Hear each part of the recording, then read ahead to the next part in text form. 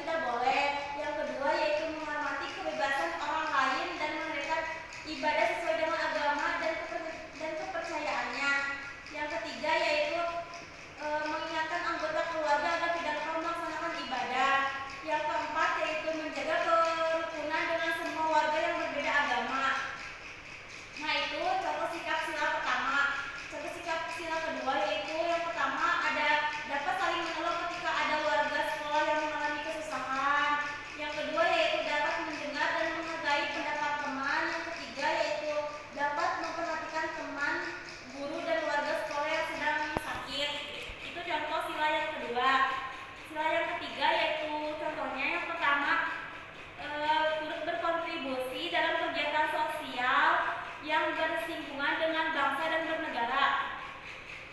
Yang kedua, semua warga sekolah harus memiliki rasa persatuan dan menjaga lingkungan sekolah.